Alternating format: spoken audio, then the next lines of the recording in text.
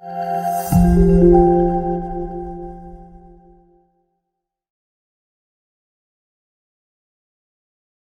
is up, YouTube? Welcome back to the Binkz and Doodle Effect. I am one of your hosts, Binkz, and always with me, Mr. DrewskiDoodle, and we have a returning guest with us today. It is Mr. Manny. How are you both doing today? I'm wonderful. How are you, Manny? Welcome back. Fantastic. So happy you came back. So happy you came back, man. We love having guests. You were such a pleasure to have last time, so thank you for returning back to the show. Of course. I'm sure you have a few rants in you that you want to get off your chest. I know that's why you want to come back. So I'm very excited. I'm very excited to hear your take on a few things in the future. But before further ado, we are going to start off with some Major League Baseball. Mr. DrewskiDoodle, you're going to take us away with that. Oh, today was a wonderful day for Mets fans. The one, the only Mr. Steve Cohen had his introductory press conference today, and I think he pitched the first perfect game in Mets history. This was a truly incredible press conference. He basically said everything perfect. Everything he could have said was perfect. It was awesome. He started off saying how he and his father used to go watch Met games at the Polo Grounds, and how he first and foremost is a Mets fan and all that good stuff, which makes you immediately love him. And then he started fielding questions about what his expectations are and his plans. He obviously was treading lightly, didn't want to reveal a lot, but some of the things he said was just fantastic. One of them was that he's not here to make a profit. He's here to make the fans happy, and he's here to win. And that made me tingle a lot. The other one, and this is my favorite, was that he's not here to be mediocre. He's here to win. He is setting the goal of winning the World Series every year, which is tough, because only one team can win the World Series. But if he doesn't win a World Series in 3 to 5 years, he will be incredibly disappointed. And I almost had a heart attack when he said that. Another update came up after the press conference that a player not to be named told his agent to call the Mets immediately after this press conference was done. So I think this was huge. There's going to be a lot of players that want to come here. One of them possibly Trevor Bauer.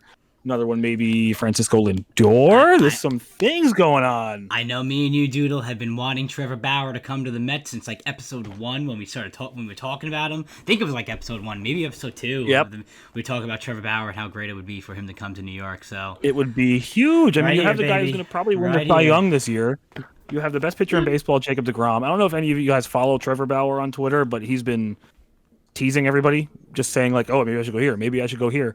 But one thing that piqued my interest was his agent responded to Sandy Alderson's quote in a positive way. I cannot wait to see New York, what comes baby. Come to New York. from Uncle Stevie. Let's go Mets. Unfortunately for us, Manny is a Yankee fan. Oh, you're banned. Manny, this is Manny's last podcast ever on the Binkz and Doodle Effect. It was really great having you. It was a pleasure having you, Manny. We're gonna end it right here for you now. It's done. Goodbye. Goodbye. Anything else in baseball, Andrew? Everything else is kind of, we're waiting for things to pick up. Yeah, it's not time yet. I'm really excited. Can't wait. Really, really stoked. I mean, it's been too long since we've seen Met baseball. Can you imagine if we land Trevor Bauer and then they can re-sign Marcus Stroman? That rotation is nutty. You'd have DeGrom, you'd have Syndergaard, you'd have Bauer, you'd have Stroman, and then you can. And then David Peterson. I was gonna say you could take Peterson. You have 5 people who can get a win on the daily 5 basis. starters who are at worst number 3 in any other rotation. Yeah, that would be great. So We'll see. Well, we'll see how Syndergaard comes back after his surgery and everything. So as a Tommy John, yeah. Maybe he's a freak, so I think he'll be right. if you can get those 5 pitchers for the Mets, you throw Matt then for the bullpen. If you can get one more bat. Oh yeah, baby, we'd be good. Is that it, Andrew? Do you have anything else? Yeah, that's the world of baseball is quiet otherwise. All right. Moving on quickly, we'll touch on it quick just because we mentioned it last podcast. College football. The Gators ended up beating Georgia The Gators now moved to number 6, and Georgia fell to number 12. Essentially speaking, Georgia's playoff hopes are done. It's over. The Gators have a small shot. You need some losses above them, but with the rest of the schedule, it doesn't look like any team in the top 4 is probably going to lose for the rest of the year. Notre Dame, my boys beat Clemson. OT dubs. Clemson goes from number 1 to number 4. Notre Dame goes from number 4 to number 2. Alabama moves to number 1. No one is probably going to beat Alabama. I'm just happy I get to see the Fighting Irish in the playoffs, hope more than likely. They should not lose another game for the rest of the year. They verse unranked teams, so if they lose, then they will just be completely out of it. But that Notre Dame-Clemson game was great, and the backup for Clemson, filling in for Trevor Lawrence, he held his own. When Lawrence gets drafted, Clemson is still going to be an absolute threat. Okay. And that quarterback who's going to be starting for Clemson will be drafted in the NFL then too. Mm-hmm. So I definitely agree with you there. Good for them. Great game all in all. But moving on to the NFL. We have Mr. Patrick Mahomes. He described his most perfect quarterback. Now I'm the only one who knows his answers. I would like to ask Mr. DrewskiDoodle and Manny over here who Patrick Mahomes described as best quarterback. He names 4 quarterbacks. I can give you the categories and see how you guys do. So the first category he has is reading the blitz. And this is current quarterbacks, like right now? Yeah, all of them are all current quarterbacks. Okay. Reading the blitz. This is tough. This is really tough. 5 seconds. Not Tom Brady. Drew Brees. No, 1. Yeah, I was gonna say Drew Brees. Okay, it was Tom Brady. So Mahomes. Mahomes says the most perfect quarterback would have Brady's read on the blitz. His next category was the 2-minute drill. And I'm gonna let you know right now he uses 4 different people. So if Tom Brady was picked, Tom Brady was not the one who won. Okay, then this one's Aaron Rodgers. Yeah. You gotta say Aaron Rodgers. So he went with Russell Wilson on the 2-minute drill. Really? What? I want to hear what the other 2 categories are first. Arm strength is now the 3rd category. Josh Allen. That one was Aaron Rodgers. So I think I'd switch those 2. And then mobility. Lamar. There you go. Yes. Yeah. So I would. I mean, I'm not a football player, so but I would absolutely switch Rodgers and Wilson there. Wilson throws an absolute piss missile, and Rodgers, he's like Brady, he's a 2-minute guy. Yeah. So he said his perfect quarterback was Brady's read on the blitz, Russell Wilson's 2-minute drive, Rodgers' arm strength, and Lamar Jackson's mobility.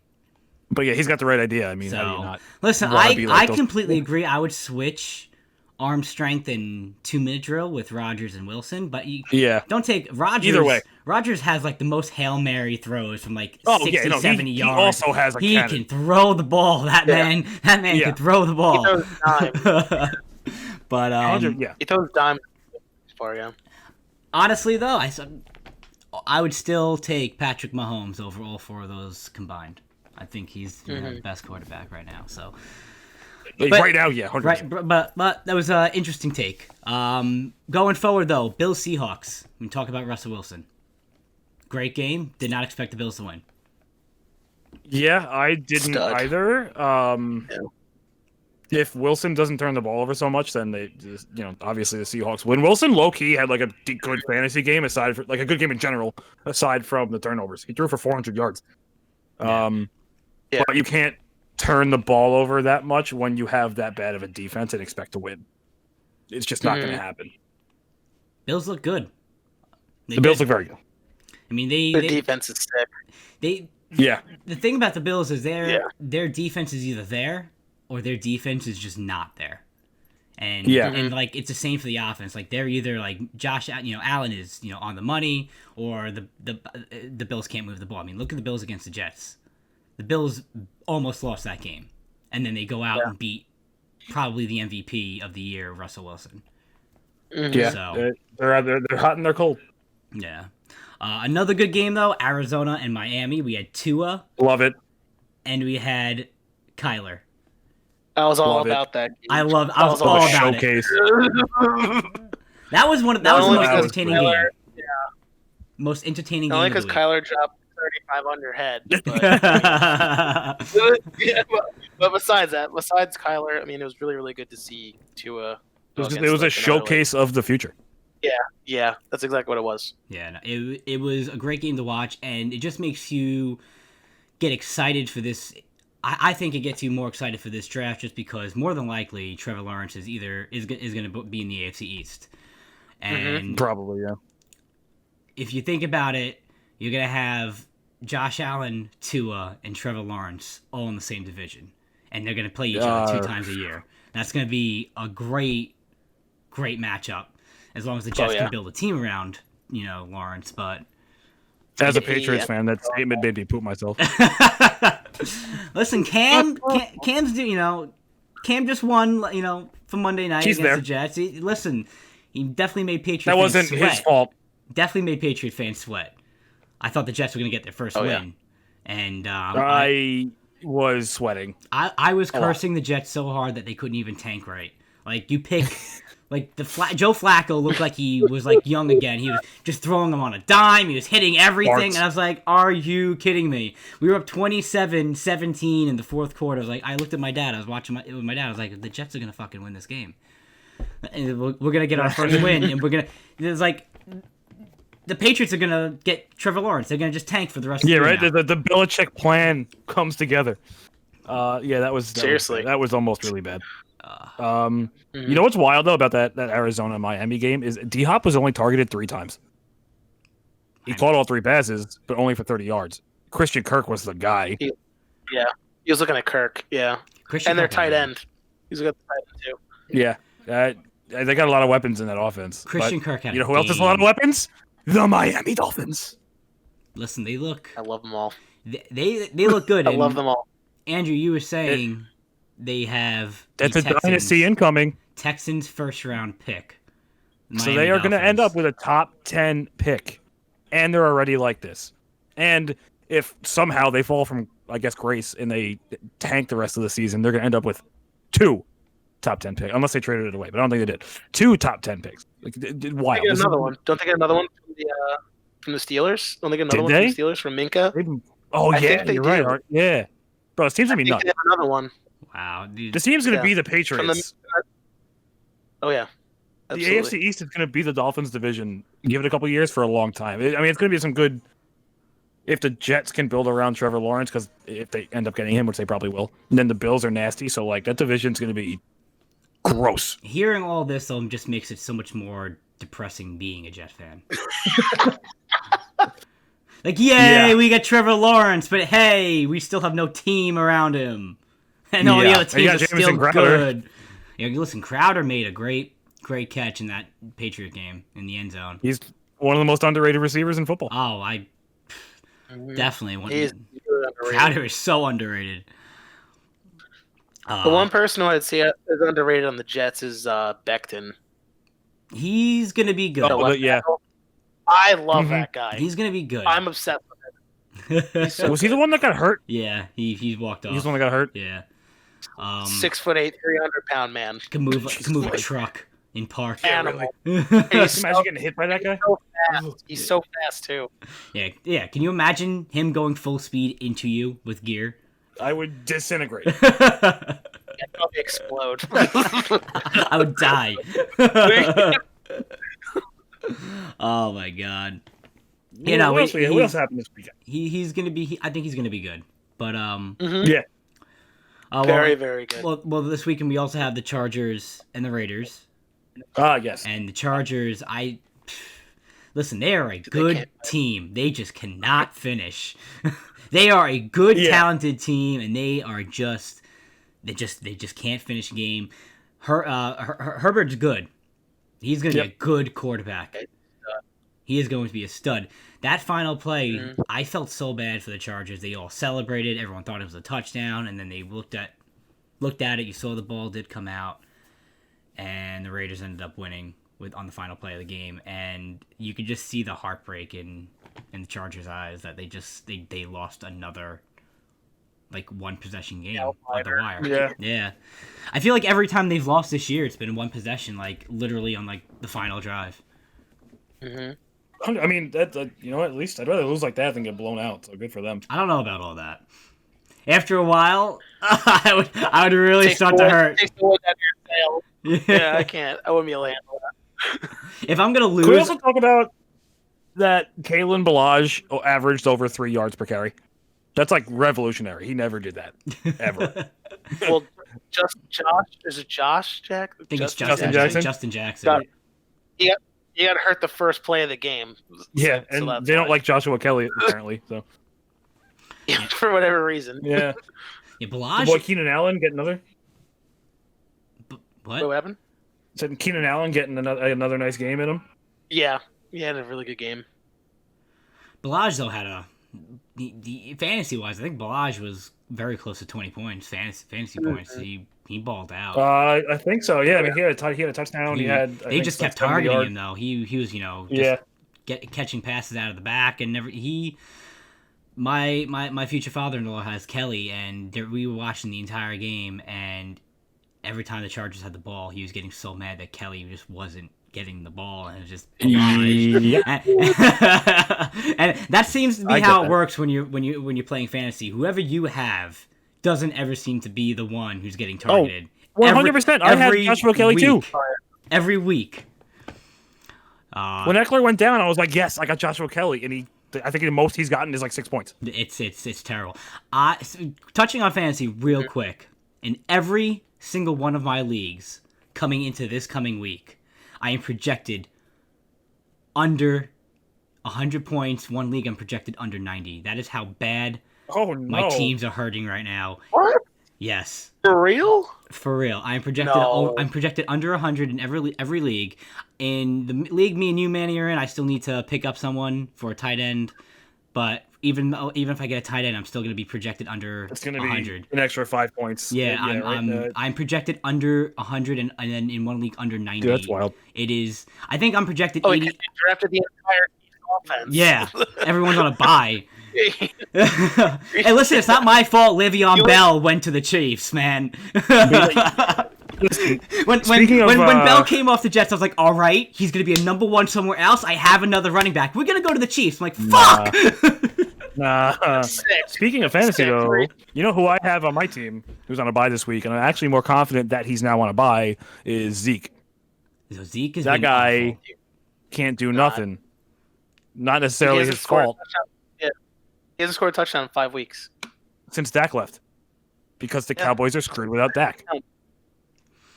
That's true. So touching on that, we did have someone write into us. The first person ever writing into the Binkz and Doodle effect.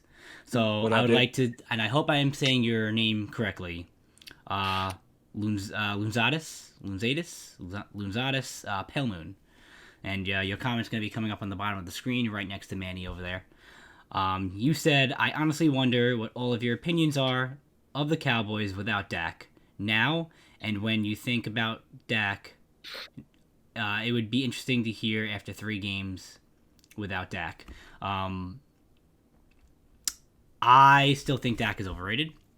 I do believe that the Cowboys are better with Dak, obviously, but I don't necessarily think that Dak is anything still to write home about. I've said this in other podcasts that the reason why Dak has so many passing yards is because the whole team is always down 3 possessions by half and they have to throw the ball. You're not going to be running the ball or playing like you would in the first and second quarter in the second half when you're down 3 possessions. You're going to be pretty much going, you need a score. So, I mean, Dak definitely, better than any quarterback that they have right now. But as a whole, I think the Cowboys. I don't think Dak is worth the money that he wants. But that's just my take on it. Yeah, he did have too much money. He doesn't need all that money. I mean, you can't say you can put anybody in that as a quarterback position in that offense and they'll win because it's not happening. Mm-hmm. Even though the defense is terrible, but they have as much as I praise a bunch of other teams' wide receiver cores, they have the best wide receiver core in the league. I mean, I feel pretty confident that I could go in there, chuck a ball up in the air when I have CeeDee Lamb, Michael Gallup, and Amari Cooper on a 3-receiver wide set. Someone's going to catch it. It's a rough spot for them to be in. I mean, what's the name of the guy they started this week? Gilbert. Gilbert. He looked better than the other guy. He was better than Danucci.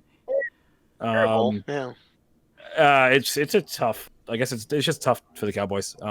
It's unfortunate, but I mean, I'll change my statement to you could put any NFL level starting level quarterback in there, and they should win most games. If they're not a rookie or something. Yeah, I want to touch on what you just said though, Andrew, with Dak though. I mean, you said that you can't put anyone in because they're not winning, but I mean, even when Dak was not hurt and he was starting, the Cowboys weren't winning either. Yeah. I mean, it's fair enough. Like I said, Dak has all these stats because the Cowboys are constantly losing, and he has to throw. And yeah, you're not wrong. That's the only reason. If the Cowboys kept it close, Dak wouldn't have that many passing yards because they would be using Zeke more, and they would be running the ball more, and they'd be going to a run first type of offense if the games were close the entire 4 quarters, and potentially the Cowboys could have won a few games if they had kept it close. But the fact of the matter is that you're forcing Dak to have to throw like 90% of the time now in the second half. And the defenses know that Zeke is irrelevant in the second half, and the defenses know that. They know that Zeke is. They don't have to worry about him really on the field. If he's going to get the ball, it's going to be a screen pass or a short little pass that will get like 5 or 6 yards. The defenses know playing the Cowboys in the second half, even when Dak was playing, that it was going to be a pass first type of offense, and they're just better prepared. So just to say, just reiterating, I still don't think Dak is worth the money he wants, and I don't think Dak is even a top 10 quarterback in the league. So that's just my take on it. I just don't understand. And then on the Cowboys half, I don't understand what they're doing now. Like, I still think they should have traded for Ryan Fitzpatrick at the trade deadline if Miami was open to it. Like, you're in the NFC East. If you have a halfway decent quarterback, this division is yours. And then once you're in the playoffs, anything can happen. Why are you not going for it? Yeah. Once you're in the playoffs, you win 3 games, and look, it's the Super Bowl champions. Exactly. They're sticking Ben DiNucci and then this dude in there, making them throw the ball. They're not using Zeke enough either. Like, if I was them too, if they didn't go for a quarterback, I know that the defenses are going to be looking run nonstop, but it's still Zeke. If you can practice every week on run blocking, he's going to make plays happen. And I just don't see them utilizing him enough. Well, their offensive line's also banged up too. Like, they just got Zach Martin back this week. So, like, when you lose, like, Tyron Smith, Zach Martin, Travis Frederick, and then I don't remember the guy's, the right tackle. Collins? Is that him? Yes. Collins. Right. Yeah. So when you lose all those guys and you have to be throwing the ball, it's tough. And you lose Dak, who knows the offense. Exactly. It kind of just like your team just like exploded. Yeah, it really, and it just goes back to, again, the lack of moves at the trade deadline. I don't get it. Yeah. It's not like they're a team on the decline either. The team also doesn't like Mike McCarthy either. Yeah, that's not going to help anybody. He's starting to lose the locker room. So once you lose the locker room, it's over. It's pretty much over. Oh, yeah. It's done. That'll make them go from a team to being a team that's like, okay, once we get Dak back, we'll be fine, to, well, let's everyone get out of here. Now the Cowboys are the garbage of the division for the next 10 years. Like, not going to be good in Dallas. You talk about that locker room. I would love to hear the talk in the New York Jets locker room with Gase. I mean, there's no way that he has that locker room. But staying on the NFC East, there was an interesting statistic that I had read this week that the Eagles have a better chance of winning their division than the Steelers do. The Eagles are 3-5-1 if I'm correct, right? 3-5-1. Yep. And the Steelers are 8-0 for the first time in their franchise history, and the Eagles have a 79% chance to win their division, and the Steelers only have a 72% chance, and I think that's just wild. But it is. I mean, you got Baltimore breathing down their necks. Yeah. Can we talk about how the Steelers almost lost to the Cowboys? Well, that was ridiculous. I Dude, I was getting frustrated. I don't understand the decision to not kick a field goal up 5 to make it. Dallas has no timeouts, and you have a quarterback that's first game with the offense. You're gonna make him have to go down the field and then score a touchdown and then score a 2-point conversion, all without any timeouts. And it was like a minute 30 something left. They opted to not kick the field goal and go for it on 4th, get stuffed, gave them better field position. And what did the Cowboys do? The Cowboys were able to drive down to like the 24 or something like that. And they had one play to the end zone that down 5, all you need is a touchdown. Don't have to worry about the extra point. You score that touchdown, anything could happen. You throw that ball in the end zone. The Cowboys could have beat the Steelers, and I just can't. I get it, if Tom was saying let's try to win it right here, but the way the Dallas offense had been going in the second half, you gotta trust your defense, especially the Steelers defense, one of the best defenses in the league. I don't know how you guys feel about it. I would have kicked the field goal, not even questioning it. I agree. I mean, I guess their thinking was because it was 4th and 1. 4th and 1 inside the 20. Mm-hmm. So I guess they think first down game over, but also field goal basically game over.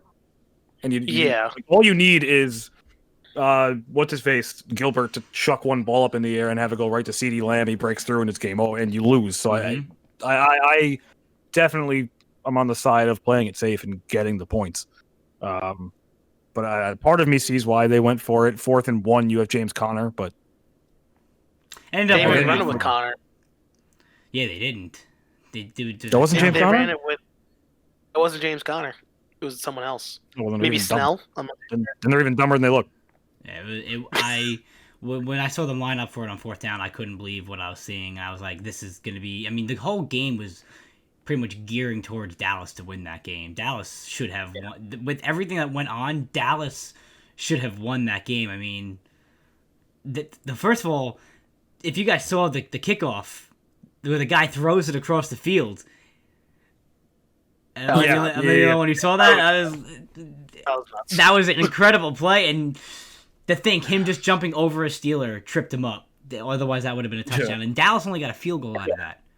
They drove that all the way down, ran it to the 8-yard line, and they only got a field goal out of it. So I mean, that's what I say. You got to trust your defense in that situation. Kick the field goal, go up by 8. You have this kid. You have this kid who's running the offense for the first time, and it's under 2 minutes. He has no timeouts. Just take the points. But listen, people do. I'm assuming they wanted to drain the clock. I guess that's what they're saying too. Yeah, that's my guess. I don't agree with it, but we're not head coaches in the NFL. We're not getting paid like. I sometimes think some of us could be better head coaches in the NFL, but who am I? Who am I to say? I would agree. At least the defensive coordinator against the Patriots. Literally. I personally think I would be a phenomenal offensive coordinator. Just personally, I think so. I think I could do a better job than half the people in the league. However, Manny, I'm going to give you your time. I know that you had some things to get off your chest, and we were all very excited to hear about this. Carson Wentz. Trash bin. Please elaborate what you would like. Elaborate what you would like to say to the viewers and listeners of the Binkz and Doodle Effect. The whole reason why you wanted to come on again, it was last week. We couldn't get you on in time. Wentz had a horrible game, and you texted me like, I want to be back on the show. I have a lot of things to say. Get me back on. I was like, I got you. We'll book you in. We'll pencil you in for this week. Go for it, my man. Take it away. Well, when I was playing fantasy football with Carson Wentz, of course, and he decided to get 4. I might have been 2 interceptions and maybe 3 fumbles or something like that, and he got me 10 points, and I was very frustrated. And I then started freaking out and saying, "Why are they paying this man all this money?" And then, I just realized that the Eagles are just doomed forever until they get rid of him. I feel like they got to get rid of him. I very much agree. I think Carson Wentz is horrible. I agree. I'm sorry, Philadelphia fans, but you can say anything you want to me. It's not going to change the fact that Wentz is arguably one of the worst quarterbacks in the league. He is dog shit, like absolute dog shit. He is not good. Before the season started, I'm like Carson Wentz is at least like a top 5 when healthy, of course. And then like I don't know what happened. He's awful. I don't know what happened. He's trash. He's This not season good. is so bad. He's not good. And then he also lost Ertz. So I mean, like, he's not really throwing to anybody. And he lost Miles Sanders. So I mean, like, I get it, but at the same time, like, but you have to make all these adjustments, and he's still being a trash bin. Even when he you're had only them, one though, game up in the East. Like, come on, it's the NFC East. This should not be close. Like the Eagles have. Listen, I as can't- a Jet fan, I am so rooting for the Washington football team or the New York Giants to win that division. I'm thinking, yeah. To win, I don't. It's gonna be a slaughter. Whoever they play. It's gonna be a slaughter no matter what. To be honest, Whoever wins the NFC East is going to be a one and done playoff team, and that's not even a question. If you think for any reason that an NFC East team is going to make it out of round 1, then you're just delusional. If the Giants still had Saquon, I would be one. I think they would have this division. I think it would definitely be a lot closer than. I mean, it already is close, but it would be. I can get it more on board with the Giants winning. I'm really rooting for the Redskins or Washington football team. Yeah. Well, I mean, now especially Alex Smith is their quarterback because Kyle Allen got hurt. Yeah, absolutely. God, I'm terrified. Wrapping it The up. Giants are just snapping people's legs. I'm sorry. What'd you say, Manny? The Giants are just snapping people's legs. they snap.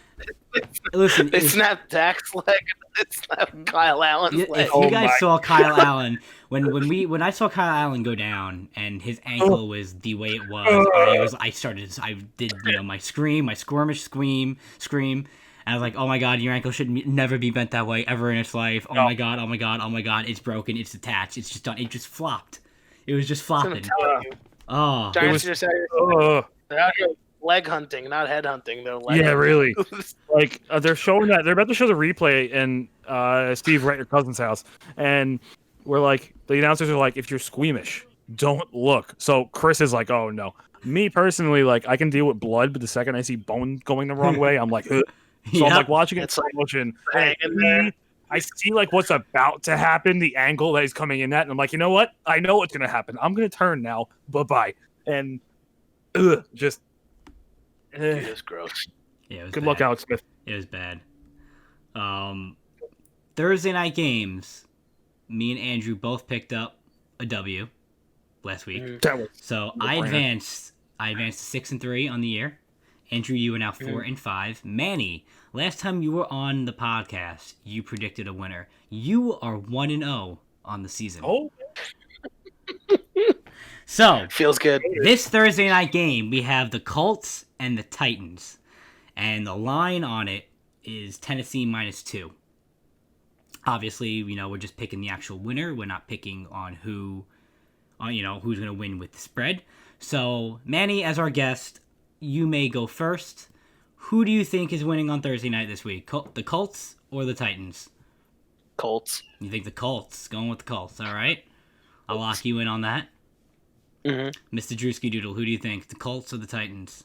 Oh, whoa! I'm the one that has to make a comeback here. How about you go first? I'm going first this time. You want me to go first? I'm Ooh. the one that needs to make a comeback. I might have to take some risks here. Oh, all right. If I keep going first, you can pick who I pick, and you want. Yeah, but I already went over this last week with you. I'm not doing that. I'm just trying to have the best record that I have. I personally think that the Titans win this game. Just the way Rivers has been playing and the way the Colts have been playing, I think the Titans win this game. I don't think it's going to be a blowout. I think it's going to be a very close game, and I'm going to be sweating it out. This is one of the better Thursday night games. It's going to be a good game. I mean, the Colts have a phenomenal defense. If their offense clicks, I can very easily see the Colts winning. But just by seeing what the Colts have been doing as of late, I'm going to go with the Titans. I'm locking in. Okay. All right. Personally, so I am 2 games behind you. Yes. There are times when I need to play it safe. There are times when I need to take risks. This is going to be a time I take risks to make a comeback. I'm going to take the Colts. All right. I hate Phillip Rivers, but I love their defense. And sometimes the Titans can be iffy. All right. So I feel that this is a game that I can take a risk on. Okay. And I will respect go with it. the Indianapolis Colts. All right. We will see. Playing for the comeback. Playing for the comeback. We are playing for the comeback. I'm either going to have a 3-week lead, which is going to be very comfortable, or we're going to have a 1-week lead. So, Yeah, this is good. I'm As looking long- ahead, as long man. as I There's finish not a lot it- of risk I can take. as long as I finish above 500, that's all I'm gunning for right now. I need to get that 9th win. Also, so keep in mind, we are. I don't know how I want to handle this. Maybe we can discuss this. I think people might want to hear this.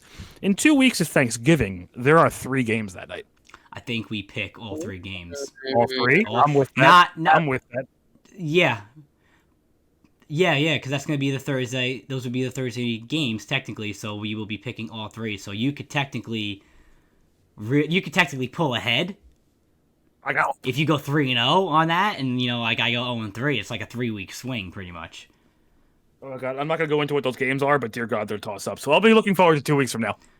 Yeah, unless you want to score it as if 2 of your 3 picks win, you just get 1 win to keep to keep it like 16 total weeks. You know what I mean? All 3. All 3. They're all Thursday games. All right, that's fair enough. All Thursday night games. All right, fair enough. So you'll have a chance to get 3 wins on Thanksgiving. Tune in 2 weeks, folks. Yeah, that's gonna be good. But Well, you'll probably have to pick between the Lions and the Cowboys, so they always play on Thursday. yeah, I'm betting against the they're Cowboys. I'm playing telling you right now. Whoever the Cowboys are playing, I'm picking the other team on Thanksgiving. That team. That's not difficult at all. But with that being said, we are going to wrap it up for this week. Thank you so much, Manny, for coming back on. We did not have any technical difficulties this time around, and this was definitely a better experience, I hope, for you. I hope you enjoyed yourself. I hope you have fun, and you're always welcome to come back on. Just shoot me a text whenever you want to go on a rant. By all means, you can always come on. We love it. We love the stash. We only have about 2 more weeks with that stash until you get to shave it off. I personally can't wait, and I know your girlfriend can't wait either. But Mr. Drewski, do you have anything to add before we sign off? Yeah, thank you to our viewer for sending us a question. Yeah. Keep it coming. One, it makes our lives easier, and 2, it makes our lives more fun. Yes. So keep them coming. Comment down below. If you have anything you hear or anything that we said that brought an idea to your head that you want us to talk about, or leads you into a new topic, by all means, send us it. We'll answer. Comment. Comment. Up on Twitter. Mm-hmm. Binkz and Doodle. BD effect. It comes along the top of the screen every so often. But thank you guys for watching. Thank you for listening. If you're watching on YouTube, hit that subscribe button. Turn on those notifications. Binkz and Doodle effect every Wednesday at 3 p.m. Or every Wednesday wherever you listen to podcasts. So leave us a 5-star review. If you do that, we will shout you out. But as always, until next week, guys. Peace out. Peace out.